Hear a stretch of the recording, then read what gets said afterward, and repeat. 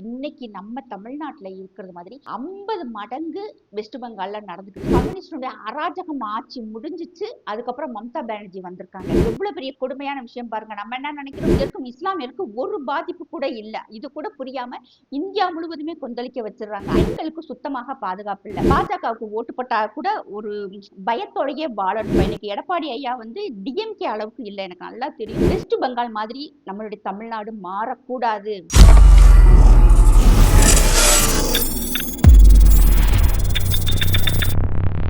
வந்தே மாதரம் சாமானியன் குரல் தேசியவாதிகளுக்கு எனது அன்பான வணக்கங்கள். சோஷியல் மீடியாலலாம் பார்த்தோம்னா மத்திய அரசுக்கு இப்போ வந்து தமிழ்நாட்டின் மேலே வந்து ஒரு அக்கறை இல்லை, ஒரு கவலை இல்லை. அவங்களுடைய ஃபோக்கஸ் எல்லாமே பார்த்தோம்னா இன்னைக்கு வெஸ்ட் பெங்கால் மேலே தான் இருக்குது. வெஸ்ட் பெங்காலை ஜெயிக்க வச்சு ஆட்சியை பிடிக்கணுங்கிறதுக்காகத்தான் அவங்க ஃபுல் ஃபோக்கஸையும் அங்கே காமிக்கிறாங்க. தமிழ்நாட்டை கண்டுக்கிறவே இல்லை அப்படின்னு சொல்லிட்டு நிறைய எழுதிக்கிட்டு இருக்காங்க. ஆக்சுவலாக பார்த்தா தமிழ்நாட்டை விட இன்னைக்கு நம்ம தமிழ்நாட்டில் எந்த அளவுக்கு வந்து சட்டம் ஒழுங்கு சரியில்லை, பெண்களுக்கு பாதுகாப்பு இல்லை, வேலை வாய்ப்பு இல்லை, விலைவாசி அதிகமாக இருக்கு. அதாவது ஒரு கொலாப்ஸான ஒரு அரசாங்கம் நடந்துகிட்டு இருக்கு இல்லையா, இன்னைக்கு நம்ம தமிழ்நாட்டில் இருக்கிறது மாதிரி 50 மடங்கு வெஸ்ட் பெங்கால்ல நடந்துகிட்டு இருக்கு. இப்போ மட்டும் இல்லை, அதாவது ஆரம்ப காலத்துல இருந்தே ஃபர்ஸ்ட் வெஸ்ட் பெங்கால் தான் நம் இந்தியாவினுடைய தலைநகராக இருந்த ஒரு மாநிலம். அது 1947 இந்தியா பாகிஸ்தான் பிரியும் அப்படின்னு நினைச்சுக்கிட்டு இருந்த சமயத்திலே வந்து கல்கத்தாவினுடைய தலைநகரை டெல்லிக்கு மாத்துறாங்க. அந்த சமயத்திலுமே வந்து நிறைய படுகொலைகள் நடந்து அந்த மக்கள் வந்து விடமாட்டேங்கிறாங்க. இங்க வந்து நிறைய வந்து இடம் அதிகமாக இருக்கு, எங்களுடைய கல்கத்தா வந்து இந்தியாவின் தலைநகராக இருந்தா ரொம்ப நல்லா இருக்கும். அதுக்கு காரணம் வந்து இந்த கல்ச்சர் ஆஃப் அவங்களுடைய கல்ச்சர். அவங்க என்ன சொல்றாங்கன்னா, culture of lighthouse in Calcutta அப்படின்னு சொல்றாங்க. அந்த அளவுக்கு வந்து அந்த மக்கள் அவ்வளவு நேசிச்ச ஒரு விஷயத்த டெல்லிக்கு மாத்துறாங்க. அப்பயும் நிறைய படுகொலைகள் நடந்தது. அந்த சமயத்துல பார்த்தோம்னா நவஹாடி படுகொலை நடந்தது. அதுக்கு பிறகு ஆட்சி அமைச்ச கம்யூனிஸ்ட் கட்சி இருக்கு இல்லையா, அது வந்து அந்த மாநில மக்களை ஒரு வளர்ச்சி திட்டத்துக்கு கொண்டு போல, பொருளாதாரத்தை முன்னேற்றல, ரவுடியிசம், ஊழல் நிறைந்த ஆட்சி. அதாவது அங்க வந்து ஒரு தொழில் செய்ய போனாலே வந்து இங்க இருக்கிற அந்த கம்யூனிஸ்ட்காரங்க எல்லாம் போய் அங்க நின்று போராட்டம் பண்ணி ஒரு கம்பெனி அங்க தொழில் தொடங்க போறாங்க அப்படின்னா கம்யூனிஸ்ட்காரங்க எல்லாம் ஒண்ணு சேர்ந்து நின்று போராட்டம் பண்ணி அந்த கம்பெனி அங்க வரவிடாம செஞ்சிடுறாங்க. என்னன்னா அவங்களுக்கு வந்து ஒரு டெவலப்மெண்ட் ஆகணுங்கிற ஒரு அறிவு கூட அந்த கம்யூனிஸ்ட் கட்சிக்கு இல்ல. அதே மாதிரி ஒரு கம்ப்யூட்டர் ஒண்ணு கண்டுபிடிக்கிறாங்கன்னா கம்ப்யூட்டர் இங்க வந்தா மத்தவங்களுக்கு வேலை வாய்ப்பு போயிடும் அப்படின்னாங்க. ஆக்சுவலா பார்த்தா கம்ப்யூட்டர் வந்த உடனே எல்லாரும் சொன்னது இங்க இருக்கும் மக்களுக்கு வந்து வேலை வாய்ப்பெல்லாம் போயிடும், கம்ப்யூட்டரை எல்லா வேலையும் பார்த்துரும் அப்படின்ட்டு ஒரு பயத்தை ஏற்படுத்தினாங்க. ஆனா அதுக்கு பிறகு அந்த கம்ப்யூட்டர்ஸ் வந்ததுக்கு பிறகுதான் பல கோடி பேருக்கு வந்து வேலை வாய்ப்பே கிடைச்சிருக்கு. அது மாதிரிதான் இன்னைக்கு ஏஐயும் சொல்லிக்கிட்டு இருக்காங்க. ஒவ்வொரு மாற்றங்கள் வரும்போது ஒவ்வொரு முன்னேற்றம் வரத்தானே செய்யும். கம்யூனிஸ்டுடைய அராஜகம் ஆட்சி முடிஞ்சிச்சு. அதுக்கப்புறம் மம்தா பானர்ஜி வந்திருக்காங்க. கிட்டத்தட்ட ஒரு மனுஷனுக்கு ஒரு 50 வயசுன்னு வச்சுக்கோங்களேன், அங்க இருக்கும் ஒருத்தர் ஒரு தடவை கூட ஓட்டு போட்டிருக்க மாட்டாராம். அதிகபட்சமா போனா ஒரு தடவை தான் ஓட்டு போட்டிருப்பாங்க. அது என்ன காரணம்னா, இப்ப நம்மளே ஓட்டு போட போய் லைன்ல நிக்கிறோம்னா, உன் பேர் என்னது, அசோக் குமாரா, உன் ஓட்டு போட்டாச்சு போ. உன் பேர் என்ன, ஷஹனாஸ் பேகமா, ஓ ஓட்டு போட்டாச்சு போ அப்படின்ட்டு அங்க அதாவது மேக்சிமம் வெளியே வரமாட்டாங்க. அதுக்கு மீறி நம்ம போய் ஓட்டு போட்டலாம்னு சொல்லிட்டு ஓட்டு பூத்துல போய் நின்றோம்னா அங்க இருக்கும் இந்த ரவுடிகள் எல்லாருமே என்ன செய்வாங்கன்னா, பேரை பார்த்துட்டு அந்த பேரை டிக் பண்ணிக்க போ அப்படின்ட்டு அவங்களுக்கு பிடிச்ச கட்சிக்கு ஓட்டு போட்டிருக்காங்க. இது வரைக்குமே ஒரு 2 தடவை வேண்டாம், ஒரு 50 வயசுக்கு உண்டான ஆள் 2 தடவை தான் ஓட்டு போட்டிருப்பாராம். அந்த அளவுக்கு அராஜகம். மக்கள் ஓட்டு போட்டு தேர்ந்தெடுக்கும் ஆட்சி அங்க இல்ல. மம்தா பானர்ஜி இப்ப வந்ததுமே அப்படித்தான். அதாவது கம்யூனிஸ்ட் கட்சியில இருந்த அந்த ரவுடிகளுடைய அட்டகாசம் தாங்காம மக்கள் வந்து மம்தாவுக்கு ஓட்டு போட்டாங்க. மம்தாவுக்கு என்ன ஒரு பிளஸ்னா, கம்யூனிஸ்ட் கட்சியில இருந்த அத்தனை ரவுடி பையனும் நம்ம மம்தாட்ட வந்துட்டாங்க. அதே மாதிரி ஆட்சியை இவங்களும் ஃபாலோ பண்ண ஆரம்பிச்சது. மக்களுக்கு அங்க ஒரு விடிவே இல்லாம போயிருச்சு. இப்ப நம்ம எல்லாம் சொல்றோம், காஷ்மீர் பண்டிட்டுகள் வந்து அங்க இருக்கும் இஸ்லாமியர்கள், அங்க இருக்கும் பயங்கரவாதிகளால வந்து கொடுமை செய்யப்பட்டு டெல்லியில வந்து இன்னைக்கு பல லட்சம் பேர் வந்து அதாவது அகதிகளா, சொந்த நாட்டிலேயே அகதிகளாக அவங்க வாழ்ந்துகிட்டு இருக்காங்க. நம்ம நிறைய கேள்விப்படுறோம். அதே மாதிரி வெஸ்ட் பெங்கால்ல இருக்கும் நிறைய பெங்காலிஸ் பார்த்தோம்னா டெல்லி, ஹரியானா, அஸ்ஸாம் அண்ட் மகாராஷ்டிரால அதிகமாக இருப்பாங்க. அதுக்கு காரணம் வந்து அவங்களுக்கு அங்க பாதுகாப்பு இல்லை, ஒரு தொழில் இல்ல, ஒரு பொருளாதாரம் இல்ல, அது ஒரு மாநிலமாவே இல்லை. இன்னைக்கு நம்ம பீகார் பின்தங்கிய மாநிலம் சொல்றோம் இல்லையா, பீகார் மாதிரி வெஸ்ட் பெங்கால் மாறுறதுக்கு 30 வருஷம் ஆகுங்கிறாங்க. எவ்வளவு பெரிய கொடுமையான விஷயம் பாருங்க. நம்ம என்ன நினைக்கிறோம், இருக்கிறதுலே மிகவும் பின்தங்கிய மாநிலம் சொல்லிட்டு நம்ம எப்ப பார்த்தாலும் மக்கள் வந்து பீகார்னு சொல்றோம் இல்லையா? பீகார் மாதிரி மாறுறதுக்கே வந்து வெஸ்ட் பெங்காலுக்கு 30 வருஷம் ஆகும். அங்க இருக்கும் முக்கிய பிரச்சனை பார்த்தோம்னா பங்களாதேஷி அண்ட் ரோஹிங்கியன்ஸ் முஸ்லிம்ஸ் வந்து அந்த மாநிலத்துக்குள்ள இறங்கிக்கிட்டு மம்தாவுக்கு ஃபுல் ஒரு ஓட்டு பேங்க் அவ்வளவுதான். இன்னைக்கு பார்த்தோம்னா 27% இஸ்லாமியர்கள் அங்க இருக்கிறாங்க. அந்த மாநிலத்திற்கும் இஸ்லாமியர்கள் வந்து வெறும் 7% தானா. மிச்ச மக்கள் ஃபுல்லாவே வந்து பங்களாதேசி ரோஹிங்கியன் முஸ்லிம்ஸ் தான். அவங்க அங்க உட்காந்துக்கிட்டு நம் நாட்டினுடைய வரி பணத்துல ரேஷன் பொருள் வாங்கி திங்கிறது, கரண்ட், சொந்த வீடு வாங்கியிருக்காங்க. அதாவது கவர்மெண்ட் எம்ப்ளாயியாவே இருக்கிறாங்க. உள்ள நுழைஞ்ச உடனே அந்த பார்டரை கிராஸ் பண்ண உடனேவும் மம்தா பானர்ஜியுடைய ஆட்கள் வந்து புரோக்கர்ஸ் இருக்காங்க. அவங்க வந்து எல்லா டீட்டெயிலும், அதாவது எல்லா விதமான டாக்குமெண்ட்டும் கொடுத்துறாங்க. ஆதார் அட்டை, ஓட்டர் ஐடி, பேங்க் பாஸ்புக்கு, அதே மாதிரி பாஸ்போர்ட் முதற்கொண்டு எடுத்து கொடுத்துறாங்க. அங்க இருக்க பேங்க்ல லோன் வாங்கி கொடுத்துறாங்க. அப்ப இந்த பொம்பளை என்ன செய்யுது, அங்க இருந்து வர்றவனுக்கு எல்லாம் வாங்கி கொடுத்துருது. கவர்மெண்ட் திட்டத்தை எல்லாத்தையும் கொண்டு போய் அவங்கள்ட்ட சேர்த்துடுறாங்க. அவங்க ஒரே வேலை, சம்பாதிக்க, திங்க, இந்த மாலுக்கு ஓட்டு போட, இந்த வேலை தான் நடந்துகிட்டு இருக்கு. அதையும் மீறி இப்ப இருக்க அங்க ஹிந்து மக்களுக்கு ஒரு பாதுகாப்பு இல்லை இல்லையா? அவங்க எல்லாருமே போய் பாஜகவுக்கு ஓட்டு போட்டாங்கன்னா அவங்க வந்து படுகொலை செய்யப்படுறாங்க. போன தடவையில பார்த்தோம்னா நிறைய பெண்கள் கற்பழிக்கப்பட்டாங்க. அந்த காரியகர்த்தாஸ் இருக்காங்க இல்லையா, அவங்கெல்லாம் வெட்டி படுகொலை செய்யப்பட்டாங்க. அவங்க வீட்டு பெண்கள் மானபங்கப்படுத்தப்பட்டாங்க. நிறைய பேர் இன்னைக்குமே வந்து கையிலிருந்து காலிலிருந்து ஊனமுற்றவங்களாங்க பல நூறு பேர் இருக்காங்க. ஒரு ஆளு 2 ஆளு இல்ல, பல நூறு பேர் இருக்கிறாங்க. அந்த அளவுக்கு அந்த பொம்பளைக்கு வந்து ஒரு பதவி வெறி.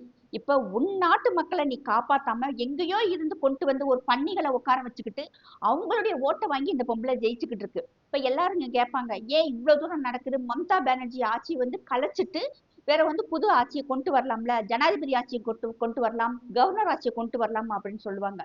முக்கியமான காரணம் பண்ண முடியாது அப்படிங்கிறாங்க. அதுக்கு என்ன சொல்றாங்கன்னா, ஏன்னா அங்க இருக்கிற எல்லாருமே பார்த்தோம்னா அங்க இருக்க இந்த ரோஹிங்கியன்ஸ் எல்லாருமே வந்து மேக்சிமம் எல்லாருமே வந்து ரவுடிகள் அப்படிங்கிறாங்க. கண்ணு மண்ணு தெரியாம ஒரு இன்னொரு நவகாளி மாதிரி நடந்துடக்கூடாது அப்படிங்கிறாங்க. வித்தின் செகண்ட்ல அந்த பொம்பளையால எதுவுமே செய்ய முடியும், அந்த அளவுக்கு இருக்கு. இப்ப ஒரு வாரத்துக்கு முன்னாடி நம்ம பார்த்திருப்போம், எஸ்ஐஆர் பணி செய்ய போன 7 ஜட்ஜுகளை வந்து சிறைப்பிடிக்கப்பட்டு கிட்டத்தட்ட 9 மணி நேரம் அவங்க சிறு குழந்தை, ஒருத்தவங்களுக்கு வந்து 5 வயசு குழந்தைக்கு தண்ணி இல்லாம, பால் இல்லாம, சாப்பாடு இல்லாம சுப்ரீம் கோர்ட் தலையிட்டு அவங்கள விடுவிச்சாங்க. விடுவிக்கும் போதுமே வந்து அத்தனை மக்களும் வந்து கள்ள கொண்டு எரிஞ்சு ரொம்ப அசிங்கமான தகாத வார்த்தைகள் எல்லாம் பேசுனாங்க. அந்த மம்தாவினுடைய ஆட்சி வந்து மிகவும் கொடுங்கோலான ஆட்சி. எந்த ஒரு மன்னர் கூட வந்து அந்த பொம்பளை வந்து லிங்க் பண்ணவே முடியாது. அந்த மாதிரி அராஜகம் நடக்குது. இன்னொன்னு, ஏதாவது ஒரு சென்ட்ரல் கவர்மெண்ட் ஒரு சட்டத்தை கொண்டு வந்தா அது என்ன ஏதுன்னு சொல்லி அறியாம ஆராயாம இந்தியா முழுவதும் பரவுறதுக்கு ஒரு குரூப் ஒண்ணு ரெடியா உட்காந்துருக்கு. மீடியா சப்போர்ட் ஒண்ணு இருக்கு அவங்களுக்கு. அதாவது இன்னைக்கு இருக்க மோடி அரசாங்கத்தை எந்த அளவுக்கு வந்து நம்ம தவறான விஷயங்களை கொண்டு போலாம் அப்படிங்கிற அளவுக்குமே இருக்கு. ஏன்னா இங்க நம்ம இந்தியாவில வந்து மீடியா கண்ட்ரோலே இல்லை. அவங்க வச்சதான் சட்டம் மாதிரி இருக்கு. அதே மாதிரி இந்த கூட்டம் ஒண்ணு இருக்கு இல்லையா, என்னத்தையாவது சொன்னாங்கன்னா எங்களை வந்து மிதிக்கிறாங்க, எங்களை வந்து பிதுக்குறாங்க அப்படின்னு சொல்றது.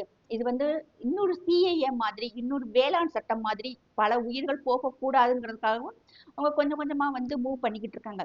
உண்மையிலே பார்த்தோம்னா அந்த சிஏஏ சட்டம் வந்து வெஸ்ட் பெங்கால், அஸ்ஸாம் 2 மாநிலத்துக்காக மட்டும்தான் கொண்டு வந்தது. ஆனா இதை எப்படி மாத்திட்டாங்க, இங்க இருக்கும் இஸ்லாமியர்கள் வந்து வேற நாட்டுக்கு கொண்டு போறாங்க, அவங்கள வந்து பத்தி விட்டுருவாங்களாம், நீங்க வந்து இந்த மண்ணின் மைந்தர்கள் இல்லைன்னு சொல்லிடுவாங்கன்னு சொல்லிட்டு அத்தனை இஸ்லாமியர்களை வந்து பயமுறுத்தி இந்தியா முழுவதுமே வந்து கொந்தளிக்க வச்சிட்டாங்க.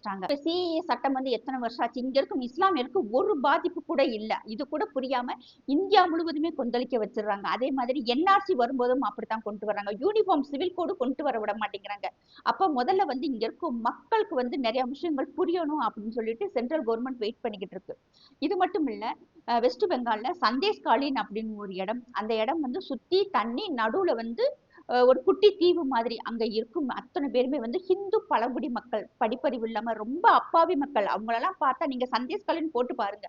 அங்க இருந்து ஷாஜகான் ஷேக் அப்படிங்கிற ஒரு ஆளு அங்க இருக்கும் பெண்களை ஃபுல்லாவே வந்து டிஎம்சி ஆபீஸ்க்கு வர வச்சு மிகவும் மோசமான நடந்து அந்த பெண்கள் அத்தனை பேரை அந்த அளவுக்கு சித்திரவதைப்படுத்தியிருக்கான் அந்த ஆளு. கடைசியில் அவன் யாருன்னு பார்த்தா பங்களாதேஷ்ல இருந்து வந்த பங்களாதேசி, கிட்டத்தட்ட வந்து 1971 சம்திங் அந்த நேரத்துல வந்தவன் இப்ப வரைக்கும் அங்க உட்காந்து கோலாட்சி பண்ணிக்கிட்டு இருக்கான்.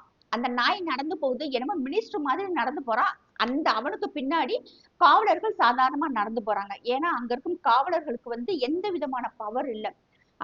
அந்த அளவுக்கு வந்து மம்தா பானர்ஜி ஆட்டி ஆட்டி வச்சுக்கிட்டு இருக்காங்க. அங்க இருக்கும் நிறைய இஸ்லாமிய எம்எல்ஏக்கள் வந்து இப்ப அவங்க ஜெயிச்சு வந்தாங்கன்னா இஸ்லாமிய மக்களுக்கு தேவையான விஷயங்களை செய்யறாங்களே தவிர மத்தவங்களுக்கு செய்யவே மாட்டேங்கிறாங்க. கேட்டா இது வந்து முஸ்லிம் ஸ்டேட்டு, இங்கே வந்து ஷரியாலா தான் நடக்கும் அப்படின்னு சொல்றாங்க. இதுக்கு முக்கியமான காரணம் என்னன்னா, ஒரு ரோட்ல வந்து ஒரு பெண்ணை வந்து போட்டு அடிக்கிறாங்க, பெல்ட்டால அடிக்கிறான். ஒரு பெண்ணை முன்ன பின்ன தெரியாத ஒரு ஆளு பெல்ட்டை போட்டு அடிக்கிறான். என்னன்னு கேட்டா அந்த பெண்ணு இன்னொரு ஆள் கூட பேசிக்கிட்டு இருந்துச்சு. இது வந்து இஸ்லாமிக் ஸ்டேட்டு, இங்க வந்து சரியா லூ அதாவது சரியா லாப்படிதான் நடக்கணும். இந்த பொண்ணு புருஷன் இருக்கும்போது இன்னொரு ஆள் கூட பேசினதால ரோட்ல வச்சு அடிக்கிறான். ஒரு பொண்ணு இன்னொருத்த கூட அது அவங்களுடைய உரிமை. இதை சொல்றதுக்கு இவன் யாரு? அப்புறம் நிறைய சோசியல் மீடியா ஃபுல்லா பரவி இந்தியா முழுக்க வந்து ரொம்ப வந்து எதிர்ப்பு தெரிவிச்ச பிறகு அவனை வந்து அரெஸ்ட் பண்ணாங்க. அந்த பண்ணி இருக்கு ஒரு 7 அடி 8 அடி உயரத்துல இருக்கான். இப்ப வெளியே இருக்கானா என்னன்னு தெரியல.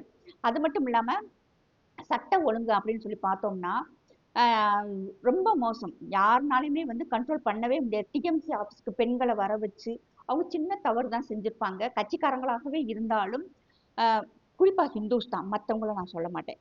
அந்த பெண்களை வந்து அடிச்சிருக்காங்க. அந்த டிஎம்சி ஆபீஸ்ல அடி வாங்கின பெண்கள் வந்து நிறைய பேர் வெளியே வந்து சொல்லி இந்த விஷயம் வந்து மீடியாவில் வந்து இன்னைக்கு அது ஃபுல்லாவே வந்து வெளியே தெரிஞ்சிருக்கு. இப்ப நம்ம ஊர்ல எல்லாம் ஏதாவது ஒரு கன்ஸ்ட்ரக்ஷன் பண்றோம், இப்ப நம்ம பழைய வீட்டவே வந்து ஒரு பெயிண்ட் அடிக்கிறோம், ஒரு சுண்ணாம்பு அடிக்கிறோம், ஏதாவது வந்தது போனதை பார்த்தோம்னா அங்க அந்த அளவு பார்க்க முடியாது. என்ன காரணம்னா இப்ப பெயிண்ட் கிடைக்கும், அங்க இருக்க லோக்கல் அந்த வார்டு மெம்பர்களுக்கும் அந்த பெயிண்ட் அடிக்க வரவனுக்கு ஒரு கனெக்ஷன் இருக்குமா. இன்னைக்கு இவன் எந்த இடத்துக்கு பெயிண்ட் வாங்க போறானோ அவன் சொல்லிடுவான், இன்னைக்கு வந்து நான் இவன் வீட்டுல பெயிண்ட் அடிக்க போறேன்னா நேரா ஒருத்தன் வந்துருவானா. அவன் பேர் என்னன்னா கட்மணி வாலா அப்படிங்கிறாங்க. அதாவது அவனுக்கு வந்து மணியை வந்து கட்டிங் கொடுக்கணுமா. ஏன்னா என் வீட்டுக்கு நான் பெயிண்ட் அடிக்க போறேன், உனக்கு எதுக்குடா கொடுக்கணும்னா கொடுத்ததே ஆகணும், இல்லாட்டி வந்து நீ பெயிண்ட் அடிக்க முடியாது. இதுக்கு பயந்துகிட்டே நிறைய பேர் இவங்களுக்கு வந்து நம்ம பணம் கொடுக்கணும். அதாவது இன்னைக்கு நம்ம ஒரு 10,000 ரூபாய்க்கு நம்ம வீட்டுக்கு வந்து செலவு பண்ண பெயிண்ட் அடிக்க செலவு பண்ண போறோம்னா அதுல வந்து கிட்டத்தட்ட 8,000 ரூபாய் அவன் எக்ஸ்ட்ரா கேட்பானா. எனக்கு நீ கொடுத்தாத்தே வந்து உன்னை நான் பெயிண்ட் அடிக்க விடுவேன், இல்லாட்டினா ரோட்ல போட்டு அடிக்கிறது மிதிக்கிறது இப்படி இருந்தா யாரும் எதுவுமே கேட்கவே மாட்டேங்கிறாங்க. இது இன்னைக்கும் நடந்துகிட்டு இருக்கு. இது எந்த புக்லயும் நான் படிக்கல. எங்க ஃப்ரெண்டு இன்னைக்கு மம்தா பானர்ஜி வந்து நிக்கிற பவானிபூர் தொகுதியில இருக்கிறாரு. அவர் மூலியமாக வாரம் வாரம் நாங்க அடிக்கடி பேசுவோம். என்னோட ஃப்ரெண்ட் வந்து ரொம்ப அறிவாளி. இல்ல அதாவது வந்து பன்னி வந்து அதுக்கு நீ வந்து வியர்வை சுரப்பி இல்ல, அதனாலதான் வந்து பன்னியை சாப்பிடக்கூடாதுன்னு சொல்றாங்க அப்படின்ட்டு. அதெல்லாம் எங்களுக்கு தெரியாது. சயின்டிபிக்காலாம் நீ பேசாத, அதை தெரிஞ்சுக்கிற ஆளுக்குலாம் எங்களுக்கு டைம் இல்ல, அறிவு இல்ல. பன்னிய பார்த்தாலே ஹராம் தான், அதனால உனக்கு வேலை ஒர்க் அவுட் ஆகுதுல அதை மட்டும் பாரு அப்படின்னு. பெண்களுக்கு சுத்தமாக பாதுகாப்பு இல்ல. பாஜகவுக்கு ஓட்டு போட்டா கூட ஒரு பயத்தோடையே வாழணும். இன்னைக்கும் நிறைய கிராமங்கள்ல தண்ணி இல்ல, கரண்ட் இல்ல, பலசரக்கு ஜாமான் கிடைக்கல. கிட்டத்தட்ட 10 கிலோமீட்டர் 12 கிலோமீட்டர் வந்து அந்த கிராம மக்கள் வந்து ஒவ்வொரு பொருளையும் வாங்கிட்டு போறாங்க. ஏன் அப்படின்னா நீ பாஜகவுக்கு ஓட்டு போட்ட, அதனால உங்க கிராமங்களே புறக்கணிக்கப்படுதுன்னு இன்னைக்கு வரைக்குமே இருக்கு.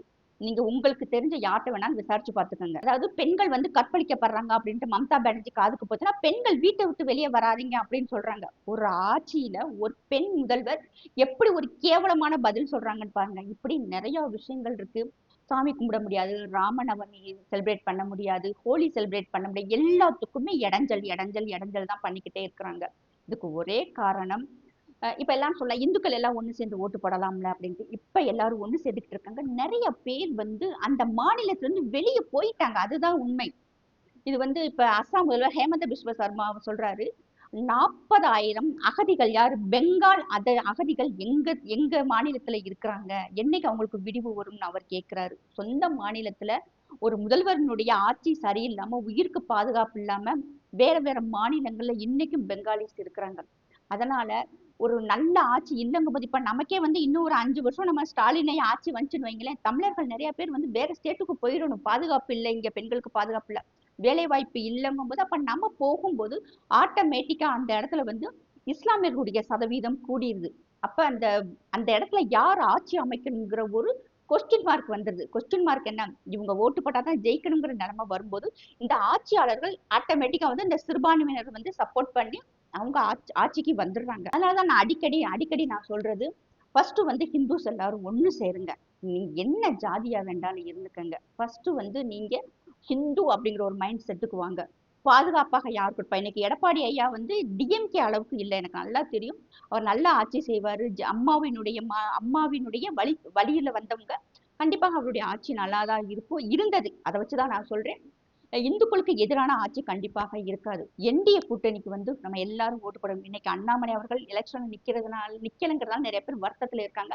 எனக்கு நம்பிக்கை இருக்கு, கண்டிப்பாக சென்ட்ரல் கவர்மெண்ட் அண்ணாமலைக்கு ஏதோ ஒரு ஸ்பெஷலாக ஒண்ணு இருக்கும். அது நம்ம அடுத்து பின்னாடி பார்க்கலாம். இன்னைக்கு எல்லாருடைய ஒரே எய்ம், வெஸ்ட் பெங்கால் மாதிரி நம்மளுடைய தமிழ்நாடு மாறக்கூடாது. இது வந்து நம்ம வந்து இன்னொரு இடத்துக்கு நம்ம அகதிகளாக போகக்கூடாது. அதுக்கு நமக்கு வந்து ஒரு நல்ல ஆட்சி வரணும். அந்த ஆட்சி வந்து என்டிஏவால கண்டிப்பாக கொடுக்க முடியும். எத்தனையோ மாநிலம், கிட்டத்தட்ட 21 மாநிலங்கள்ல இன்னைக்கு என்டிஏ ஆட்சி நடக்குது. அதை நம்ம கண் கூட பார்த்துக்கிட்டு இருக்கோம். வேலை வாய்ப்பாகட்டும், பொருளாதாரமாகட்டும். அதே மாதிரி நம்மளுடைய மாநிலம் வரணும்னா என்டிஏ கூட்டணிக்கு ஓட்டு போட்டு அவங்களை ஜெயிக்க வைக்கணும்.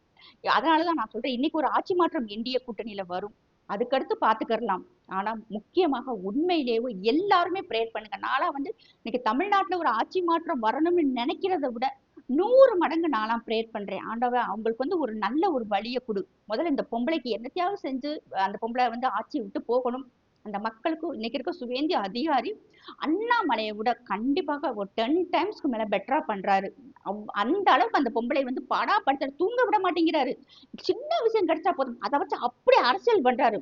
உண்மையிலே அவரெல்லாம் அந்த அளவுக்கு பாராட்டுறாரு. இன்னைக்கு நமக்கு அண்ணாமலை எப்படி வந்து நமக்கு ஒரு எழுச்சியை கொடுத்தாரோ, அதை விட இன்னைக்கு பல மடங்கு வந்து சுவேந்தியா அதிகாரி செய்யறாரு. இன்னைக்கு அந்த மக்கள் தைரியமாக வெளியே வந்து நிறைய வீடியோ போடுறாங்க, நிறைய பிள்ளைங்க பேசுறாங்க. அவங்கள்ட்ட வந்து ஒரு எழுச்சி இருக்கு. இப்பயுமே பார்த்தோம்னா இந்த நிமிஷம் வரைக்கும் மம்தா பானர்ஜி தான் வந்து ஆட்சி அமைப்பாங்கன்னு சொல்றாங்க. இதெல்லாம் கேட்கவே ரொம்பவும் வருத்தமா இருக்கு எனக்கெல்லாம். ஆண்டவன்ட்ட எல்லாருமே வந்து கண்டிப்பாக வேண்டுங்க, ஏதாவது ஒரு மிராக்கிள் நடக்கணும். மிராக்கிள் நடந்து அந்த மக்களுக்கு வந்து ஒரு நல்ல ஆட்சி வரணும். இந்த பொம்பளை வந்து போய் தொலையணும். எங்கெங்கயோ போய் என்னென்னமோ பண்றது, நம்ம ரா எல்லாம். இந்த பொம்பளை ஒண்ணும் பண்ண மாட்டேங்கிறாங்களே. நாளா அந்த அளவுக்கு வருத்தப்படுற அளவுக்கு நிறைய விஷயங்கள் நம்ம வந்து இங்க மீடியாவில சொல்ல முடியாத விஷயங்கள் நிறைய நடக்குது. அதெல்லாம் நம்மளால தாங்கவே முடியாது. அது மாதிரி நம்ம மாநிலம் மாறக்கூடாதுங்கிறதுல எனக்கு ரொம்ப நான் நினைக்கிறேன். கண்டிப்பாக நமக்கு வந்து என்டிஏ கூட்டணி கண்டிப்பாக இந்த முறை வரும். அதுல எந்த விதமான மாற்று கருத்தும் இல்லை. ஏன்னா இன்னைக்கு வந்து நம்ம மக்கள்கிட்ட நல்ல புரிதல் இருக்கு. அதுல நான் இல்லைன்னு சொல்லவே மாட்டேன். நல்ல புரிதல் இருக்கு. நம்ம மக்கள் வந்து வேற விதமா யோசிக்க ஆரம்பிச்சிட்டாங்க. தேசியத்தின் பக்கம் போக ஆரம்பிச்சிட்டாங்க. ஏன்னா துரந்தர் பட பாஷையே தெரியாட்டி கூட மக்கள் அந்த அளவுக்கு அந்த படத்தை வந்து வரவேற்றாங்க. கண்டிப்பாக நமக்கு வந்து ஒரு நல்ல ஆட்சி மாற்றம் கிடைக்கும். அதே நேரம் எல்லாரும் கண்டிப்பா ப்ரேயர் பண்ணுங்க. வெஸ்ட் பெங்கால்லே கண்டிப்பாக ஒரு ஆட்சி மாற்றம் நடக்கணும். ஜெய் ஹிந்த், ஜெய் பாரத்.